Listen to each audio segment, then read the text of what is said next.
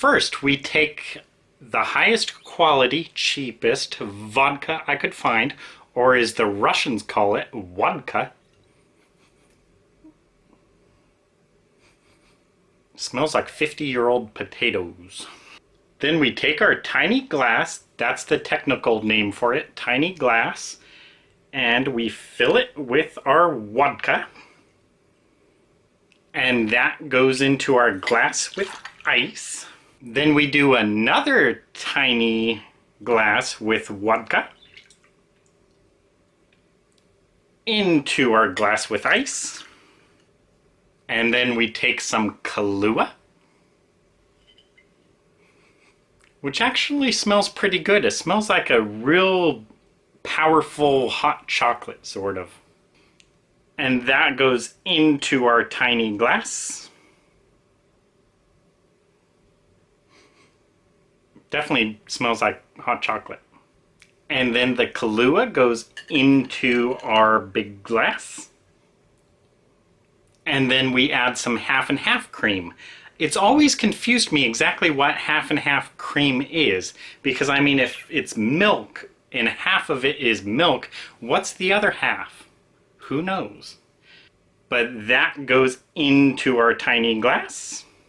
Our tiny glass is getting a lot of work out today. And finally, the half and half cream goes into our vodka and Kahlua. And it turns it this real pretty color, which we can then stir up with a straw, mixing all the ingredients together.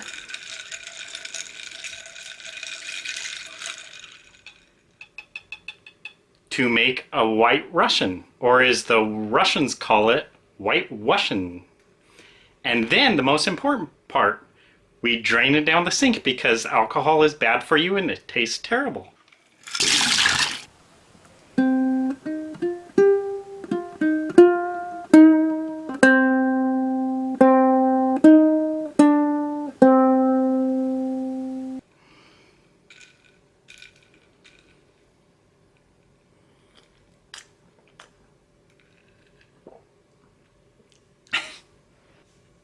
Hi everyone, I'm Sean, and today I'm going to be reviewing A Journey to the Center of the Earth by Jules Verne. Now, I read 20,000 Leagues Under the Sea back in high school. It was actually one of the earliest books I ever read, and that book is on the top 1,000 book list, 20,000 Leagues Under the Sea. First though, this is a very minor tangent. The title 20,000 Leagues Under the Sea is a little bit of a misnomer, I think, or mistitle, because a lot of people read that title, 20,000 Leagues Under the Sea, and they read it to mean 20,000 leagues down under the sea. And a league, I think, is like 3 miles, so 3 times 60, that's like 60,000 miles, I think, if I did my math right. And that is much deeper than the sea goes. And Jules Verne would have known that. So the title 20,000 Leagues Under the Sea is about 20,000 leagues distance-wise, not depth-wise. That's a very minor tangent, but anyway, there you go. So I liked 20,000 Leagues Under the Sea in high school, and then about a couple of years ago, I read Around the World in 80 Days. And I did not really like that book very much until the end. And I won't give a spoiler, and hopefully you haven't seen the movie or anything. Birds. So you don't know how it ends, but Around the World in 80 Days, the ending of that book was just perfect. It was brilliant. And right away, I think it bumped it up from like a 2-star book to a 4 or 5-star book. I'm fairly sure I gave it 5 stars. Just I loved the ending of that book, Around the World in 80 Days.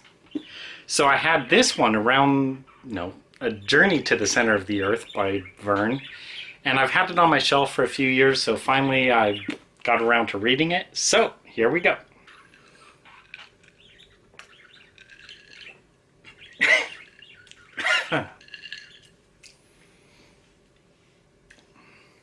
Okay, first off, I'm not going to try to address any kind of plot holes or factual errors about the book. because the main thing is, even though, yes, you cannot travel to the center of the earth, you'll melt, it's still a work of fiction. And Jules Verne in the book, he pretty much acknowledges that scientific thinking is leaning toward believing that the earth gets hotter as you go down. And yeah, so he kind of knew that, but he wanted to tell a story, and it's fiction. So who cares about, what's really possible or whatever? It's a work of fiction, so go along with it. And so I did. Also, you should know this review will have some minor spoilers. Just minor spoilers, however. Okay, the biggest problem with the book is that it takes until chapter 15 for the characters to finally start going down into the earth. 15 chapters it takes. All up to that point, they're all kind of preparing for this journey, and finally, by chapter 15, they start going down. And that was just aggravating, like, get on with it, By like the third chapter, I was like, okay, let's go down, let's begin the journey. But no, it took 15 chapters to actually start going down. So that wore my patience down right off the bat. Next, I thought the book was pretty dryly written, and this was also the case with Around the World in 80 Days. The book was just kind of a slog to get through. It's just, I don't know, just dryly written, kind of wordy, and that was not really enjoyable too much. But I definitely noticed with this book, it felt like the work of a younger writer. And I think Verne was actually like 30 or 35 or something like that when he really started writing. So, I don't know, I may be wrong about that, but it definitely felt like it was the work of a younger writer. And again, I may be mistaken, but I think it was also like the second or third book he wrote. So it was an early book for him, and it definitely felt that way in the writing. One of the biggest problems for me with the writing, beyond the general dryness or whatever, was exclamation points. Verne used them a lot. One more thing I should say, though, is that since this is a translated work, I do not really know how much of it is the translator and how much of it is Verne himself. But either way, the book had a ton of exclamation points. Like, it felt like every other sentence was an exclamation point. And that just drives me crazy. Because you just don't have exclamation points in narration, because you don't need it. The action itself should carry the story, not exclamation points. Exclamation points only... Oh, it aggravates me. Just don't have exclamation points in writing, like very, very scarcely, really only in dialogue, and again, only rarely. But Verne uses them all the time, and it just makes me want to drink. But I hate alcohol. So, the next problem is who Verne decided to go with for the protagonist. Now, it's going to be a pretty familiar sounding story, I guess, because basically the protagonist is a younger guy. He's the nephew of this professor who is along for this journey, and his role is to always ask questions and always be the skeptic, kind of. And what he does is he allows Verne, through the professor, the uncle of this kid, to explain the plot. So that is what this kid, the protagonist, serves in the book, is to ask why, but uncle, isn't the earth blah blah blah. And so that allows the professor to explain the science, or more accurately, it allows Verne to explain things to readers. And I don't know, it's just kind of boring when the only thing a protagonist does is chiefly to be clueless so that other people could explain the plot to him. I don't know, it's not really a recipe to make a character likable, especially since that's the only thing really about the character. Throughout the book, that's really all he does, is just wonder what's going on and get things explained to him. That's all that happens with him. So there's just no point at which he really becomes likable. Now, one of the weirder things about the book is that the kid, I don't even really know his name because I don't even know his name. But basically, this kid, the protagonist, has a romantic interest in his cousin named Gretchen. And that's kind of the only real thing we get to know about him personally, is that he is romantically attracted to his cousin. And this is the main minor spoiler warning in the book. At the end of the book, apparently they get married. And I'm not sure if she only has one line of dialogue at the end. And basically it says like, "Oh, I'm glad you're home." And that may be her only line in the book. And that is all we really know about her character. And that's all we know about him, is that he just likes Gretchen, his cousin apparently, and in the end he marries her. Why? I don't know. Is that supposed to make him likable? Like, yay, he gets the girl in the end, who is his cousin, which is weird. Why not just make it a non-relative, Verne? What's wrong with you? Frickin' French people. But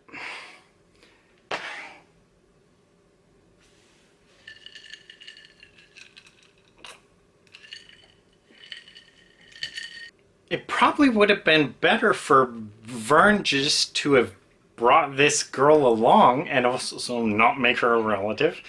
And so that way we have another character who, you know, I don't know, just bring her along, make her an active character, and that way you could develop her as a character and develop the protagonist as a character, and not just have this distant, oh, he wants to get home because his cousin is the love of his life, and that's just weird and weird. There's this part in the book where the protagonist names a little island thing after his cousin, Port Gretchen. So again, just his attraction to her. And I just kind of wonder, what is the deal with this guy's parents? Where is his parents? Because I don't know if they're ever mentioned. And so I thought it would have made him more likable as a character if he named this port after his mother or father. Because again, I don't have a clue who they are or where they are. So Verne could have made his character more empathetic, or whatever the word I'm searching for is, by showing he has affection for his mother or father. And I don't mean affection in the way that Verne may think it. Freaking French people. More on things that drove me crazy is almost every time the uncle would refer to the kid, he would call him dear boy. So the kid asks a question, "But uncle, what?" Blah, blah, blah. And the uncle would say, "Oh, dear boy, blah, blah, blah, blah, blah." And just on and on, that's how he always refers to him. Almost every single line of dialogue he says to this kid, dear boy, dear boy, dear boy, oh dear boy, oh dear boy. And that was just driving me crazy as well. Another thing that drove me crazy about the book, and I don't know if it was a problem earlier in the book and I just didn't notice it, but toward the end of the book I noticed that Verne in the narration would tend to say something like, "My uncle, the professor," and then it'd continue on with the line. And there are only 3 characters in the book, really. There's the protagonist, there's the uncle, who is always either referred to as the uncle, or my uncle, or the professor. That's the only way he's ever referred to. Or there's also this Icelandic guide named Hans, or I think it's Hans. But yeah, it's just those 3 characters. But Verne will say, "My uncle, the professor." And why? I mean, we know he's a professor. It's constantly referred to as the professor. We know his uncle is the professor. We know the professor is his uncle. So why does Verne say, my uncle, the professor, it just drove me mad, and that makes me want to drink.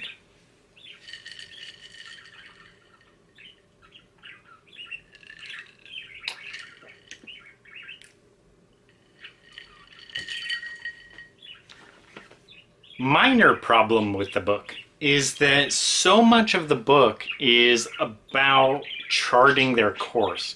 So they'll say, like, we went 250 leagues northwest, and then we went 50 leagues east, and then we went... I don't really care which way they're heading, as long as they're heading down into the center of the earth. That's the whole point of the plot.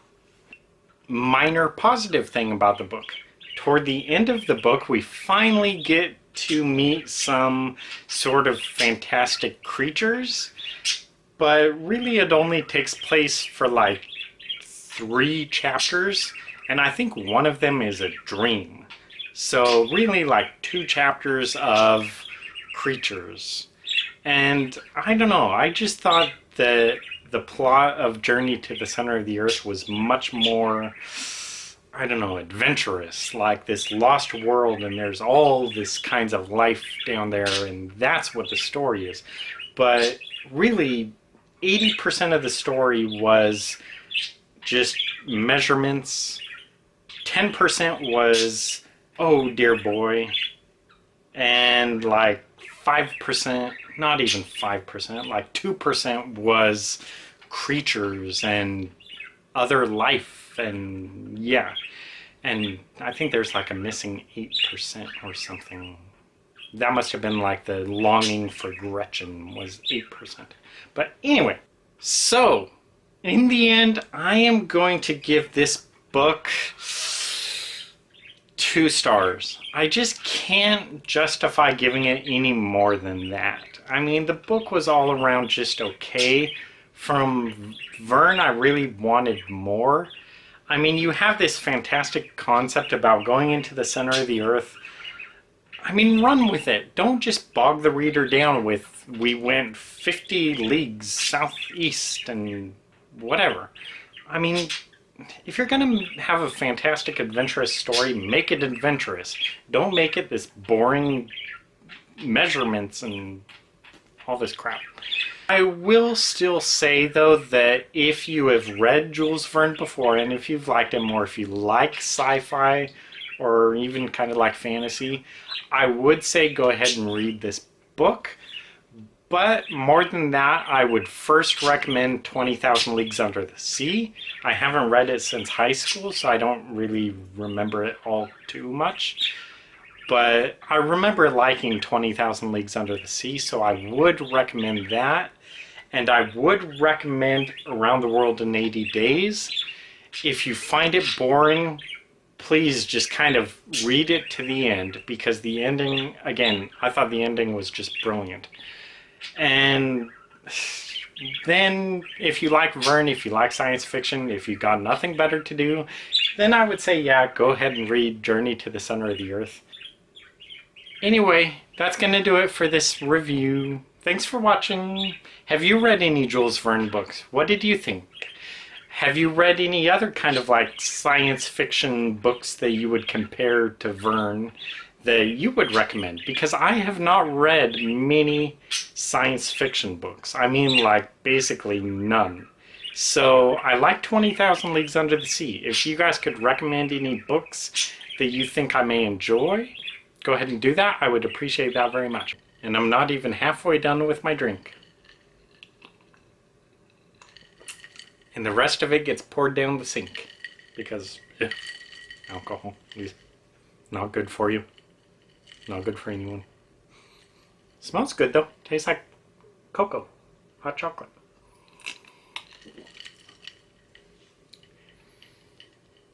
Anyway, thanks for watching.